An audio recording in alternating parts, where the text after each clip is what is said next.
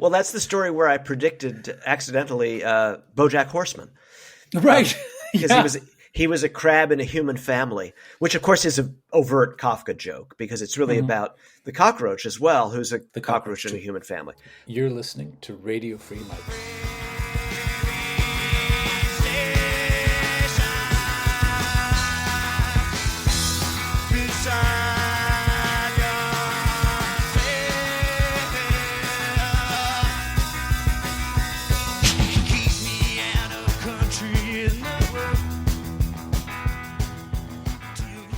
Hi, and welcome to Radio Free Mike, the podcast about freedom and its discontents. My name is Michael Scott Moore, and today we're talking to Jonathan Lethem, the award-winning author of Motherless Brooklyn, which became a film with Ed Norton, and Fortress of Solitude, which got turned into an off-Broadway musical. He's just published a collection of his short stories from the early 90s to the present, called A Different Kind of Tension, after a Buzzcocks song. And we'll talk about the tension in his work between the real and the surreal, and actually a lot about Franz Kafka. Jonathan, welcome. Hi, thanks, Michael. Nice to be here. Good to see you. When I asked you to be on Radio Free Mike, I mentioned the title of the podcast, and you said, well, is that like Philip K. Dick? I said, no. You said, and what you were talking about was his novel, Radio Free Albemuth. And I realized, I looked it up, I started to read the novel.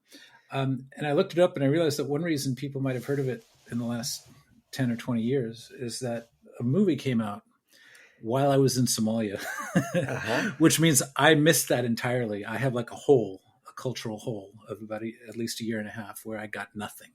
Well, I mean, that's a movie that you might have missed even. Missed anyway? Even Does it so. suck? I mean, no, it's very interesting. Okay. I like it. Okay. But it's not it didn't open in wide in multiplexes or anything. I think it's kind of a rare item that you have to locate if you're obsessed with Philip K. Dick. And you can't stream it right now. Yeah, I think there was a DVD. Mm-hmm. I think one exists, but right, you'd have to be quite dedicated to find it. Yeah. What did you like about the novel? Well, actually, I'm crazy for Philip K. Dick in general, and I've read all of his books and some of them multiple times. Radio Free Albemuth is not on my top 10. It occupies a strange space. It's a first draft actually of what became one of his greatest novels, I think, Valis. But one of the tricks to understanding how Philip K. Dick worked is that he really only knew how to write first drafts. He wasn't much of a reviser. And so when a publisher said to him, which they only did very rarely, we're not thrilled with this, or can you work harder? Can you try again? He would sometimes, after, pacing and sulking and scowling or whatever he would do, he would just start a new novel. And so he wrote Valis kind of as a response to having an editor say they weren't quite satisfied with Radio Free Albemuth.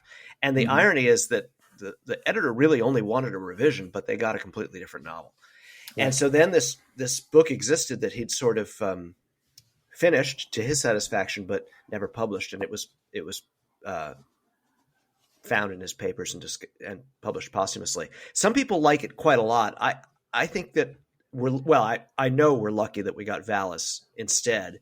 And I because I think it's formally a much more interesting book and cuts for me just as deeply into the particular material he was trying to approach right then, which was a version of his, the transmission from the interstellar gods that he felt he got in the last part of his life. And he wanted to try to find a way to fictionalize successfully. Right, and that's the meaning of the title, right? It's a sort of broadcast from a very particular part of the universe. Yeah, that reminds me of The Sea, and The Italian Girl. Great. I mean, Murdoch published both of those novels. I don't think she had any trouble with her publisher, but The Italian Girl is absolutely an early draft of The Sea. It's so similar. Great. I never thought about that, but that's a great idea. That's right. And of course, we all tend to rewrite our books, whether we're literally consciously redrafting something or not. And so once books begin to fit together, if you have the privilege, the long life, and the opportunity to write many of them, you begin to see how they echo and nestle inside each other in various ways. Right. I was just going to say one of my weird discoveries at some point was that, when I wrote The Fortress of Solitude, I think for a lot of people it was, it seemed like a break with the shorter, more contained books I'd written before, but also the fact that the books I'd written before all had obvious kind of genre paradigms that describe them. And I agreed on the one hand. I often relish the description because it was implicitly praiseful that I'd made some kind of leap. But I looked at the book and I thought, well, actually, there's another way in which The Fortress of Solitude is just the previous two books I'd written shoved together. That the first half was basically Girl and Landscape, that it was a story of feral children running amok in a landscape in Brooklyn, and done in the third person with a violent act that kind of culminates it at the end and leaves you hanging and in a kind of radical state of despair. And then the second half of Fortress of Solitude switches to first person, and it's really modeled in many ways on the private detective story, where the investigator goes out looking for a missing character, in this case his childhood friend. It's sort of like The Long Goodbye.